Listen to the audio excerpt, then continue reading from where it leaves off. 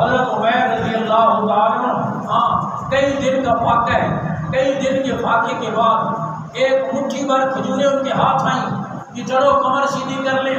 وہ کھجوریں کھانے لگے، ادھر سے آواز آئی، حضور صلی اللہ علیہ وسلم نے فرمایا جو دشمن کے اس جتھے کو منتشر کرے گا وہ جنت میں جائے گا۔ جب ان کے کان میں نبوت کی یہ آواز پڑی، مٹھی کی کھجوریں پھینکی اور فرمان لگے جب جنت میں ہی جانا ہے تو کھجوروں کے ختم ہونے کا انتظار کون کرے؟ مٹھی کی کھجوریں پھینک دی، پھر کھجوروں کے ختم ہونے کا انتظار کہ میں کھجوریں کھا کر پھر شہید ہو جاؤں، یہ تو بڑی لمبی زندگی ہے۔ مٹھی کی کھجوریں پھینکی، جا کر لڑے اور شہید ہوئے۔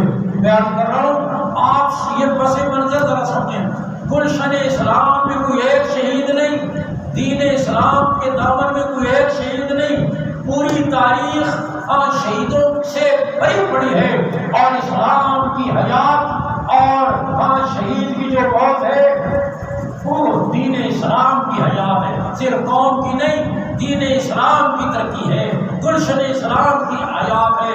آپ صلی اللہ علیہ وسلم نے ایسا شوق پیدا کرا، شوق کی شہادت، ایسا شوق آج تک کفر نے جہاد کو دہشت گردی کا نام دے کر اتنا بدنام کیا کہ آج مسلمان خطیب، مسلمان عالم ممبر سے جہاد کو بیان کرتے ہوئے ڈرتا ہے، قوم جہاد کو سنتے ہوئے ڈرتی ہے۔ جس جہاد کے بارے میں حضور اکرم صلی اللہ علیہ وسلم نے فرمایا جو رزقی تقل دل روحی، میری روزی اللہ نے نیزوں کے نیچے رکھی ہے۔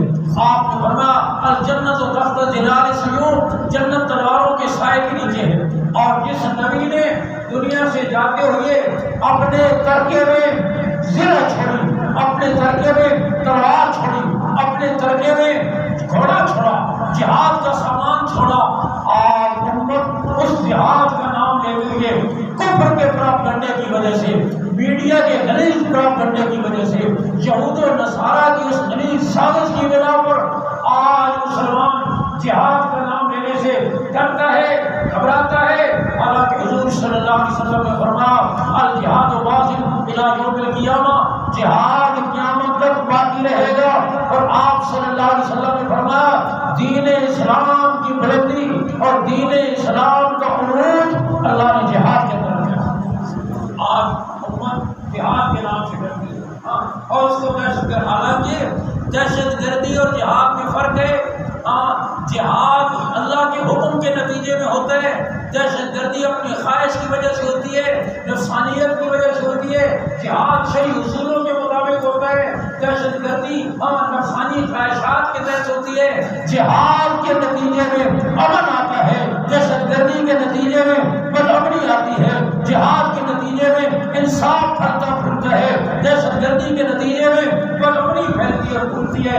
لیکن کفر نے اپنے پراپگنڈے کے ذریعے ایسا غلط کر دیا کہ آپ آج مسلمان گھبراتا ہے۔ مسلمان خطیب اس کو ممبر سے بیان کرتے ہوئے، حالانکہ میں عرض کر رہا ہوں کہ حضور اقدس صلی اللہ علیہ وسلم کی مبارک زندگی میں حضرات صحابہ کرام کے 150 سفر ہوئے۔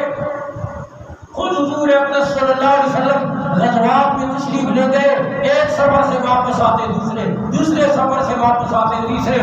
آداب کی سردی میں، تبوک کی گرمی میں حضرات صحابہ کرام اونٹ کی اوجڑیوں کا پانی پی کر اور درختوں کے پتے چبا کر ایک گٹھلی چوس کر پاؤں کے نیچے پرانے کپڑوں کی چیتھے باندھ کر انہوں نے جہاد کیا اور اللہ کے دین کو سربلند کیا، اور ایسا ماحول قائم فرمایا